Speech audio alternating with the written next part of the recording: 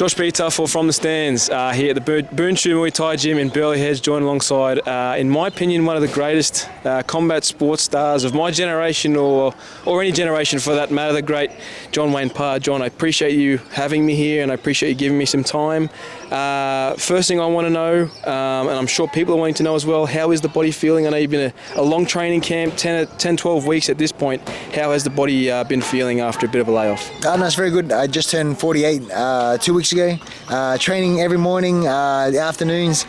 Feel amazing. I had a hip replacement 3 years ago, and then the only thing that hurts is long distance running. So about 4K mark, it starts aching a little bit. But besides that, pad, sparring, bag, everything else is fine. And excited to have the second lease of life after hip surgery. So I got to the stage where just before I fought Mundine, I could barely even walk. And then after surgery, I don't even know which hip it is sometimes. It feels just so. Technology is amazing, and I'm glad to be back into the fight arena.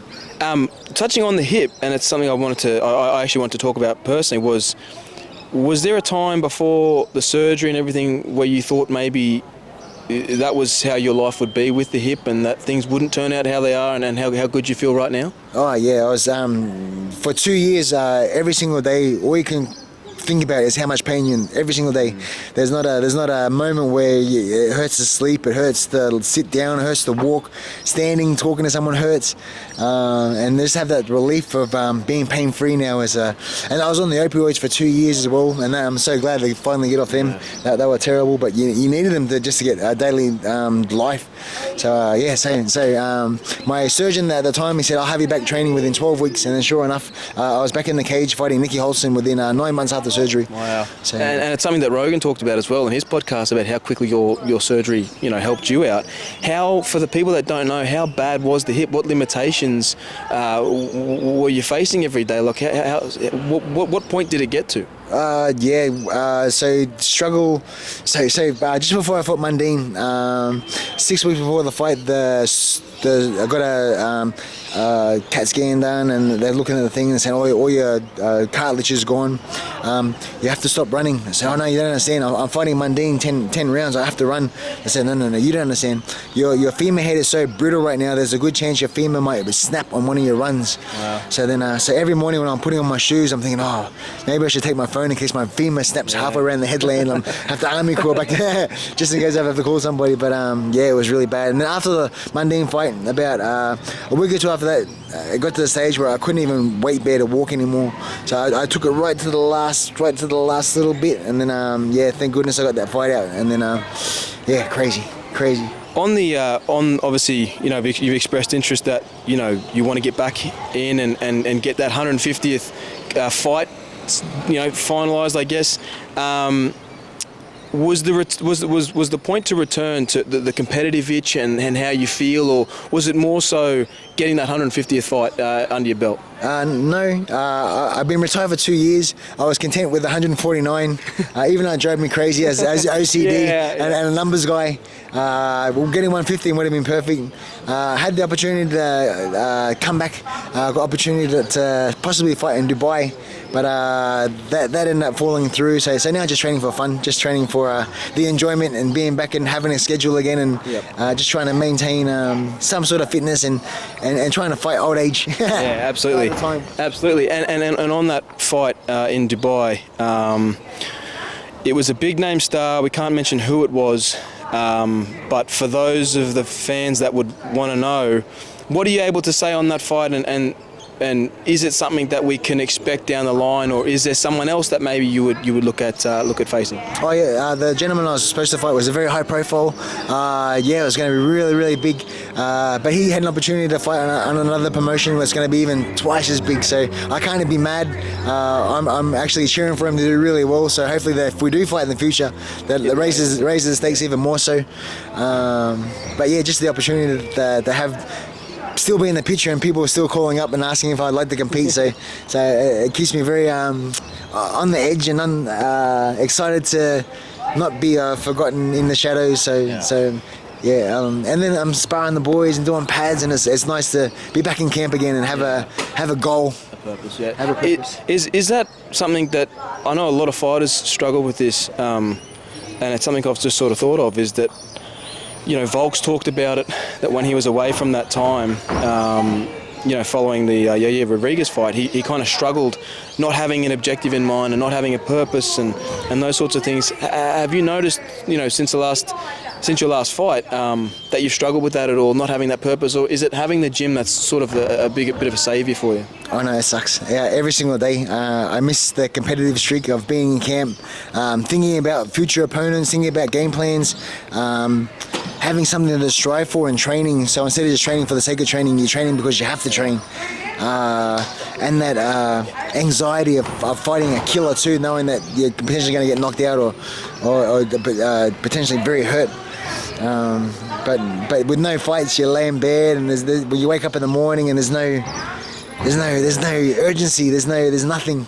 Yeah. Sure, coming to the gym is fun and training the boys is fun, and but yeah, just that the competitive streak. Yeah. It's without a doubt, I can say I miss it every single day. Yeah. Well, there was almost a time end of last year, for the fans that don't know, that you were offered I don't know how many millions of dollars it was to return in Qatar. For the fans that don't know, what happened with that whole situation? Because it seemed like a bit of a mess from the outside. Yeah, they came to the table, they offered me all this money. I think it was $1 million. And then they signed 2 different contracts from 2 different promoters from the Qatar people. I think first one was $1 million.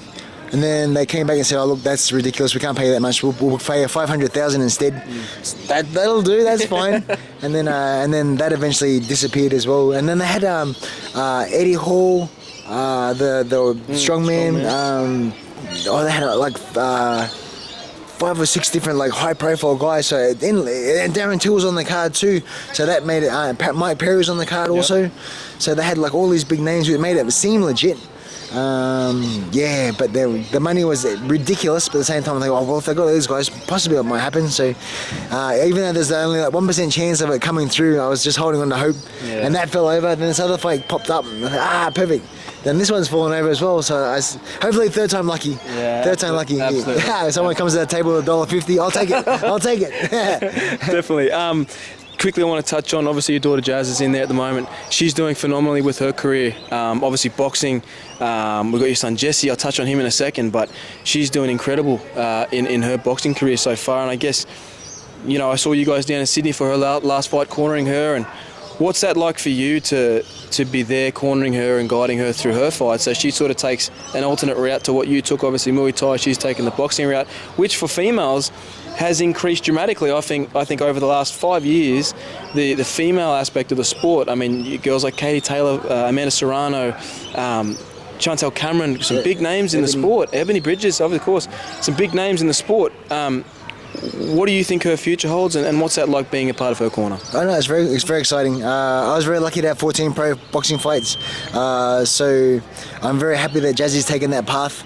And she trains so hard. Everyone asks, because it's your daughter, do you get nervous? But then when you see the amount of work she puts into the gym, and she's here every afternoon, and I don't have to push her to push herself. It's very rewarding, and then to see her be successful, and then as much as I love Muay Thai, there's no money, so I'm happy that Jazzy's taken the boxing route, because in the future, if she keeps being successful, there's a chance she can set herself up for life and not have to struggle like me and my wife Angie did. Yeah. And I've seen that meme you posted where Floyd's sitting there with his money, so I understand that.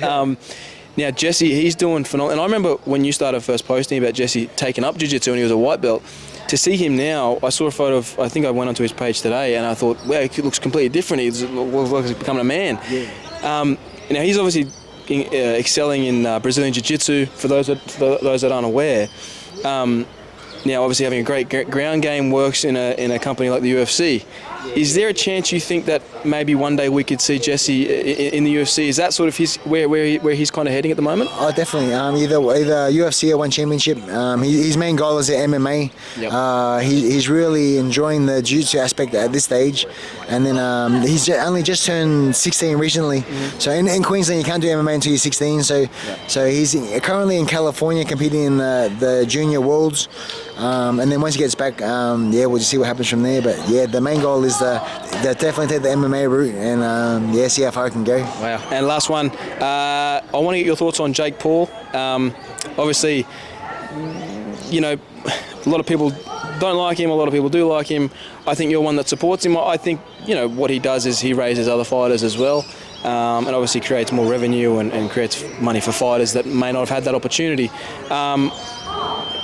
What do you think about him and this, you know, obviously the fight with Mike Tyson has been postponed till later in the year, but I guess your thoughts on Jake and what he's doing for the sport of boxing? I know, it's very cool. The fact that they're going to be fighting on Netflix and the amount of the filling up stadiums and getting different people's eyes on the sport, that can't be a bad thing.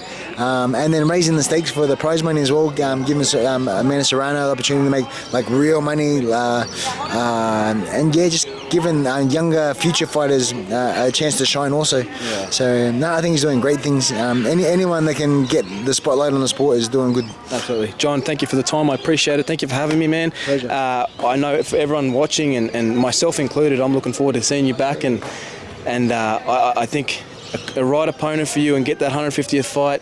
Would have been nice too to get the 100th win in kickboxing. That would have been cool as well. That would have been a good little story. But mate, we wish you all the best. You're one of the greatest of all time, and it's a pleasure to talk to you. Thanks, brother.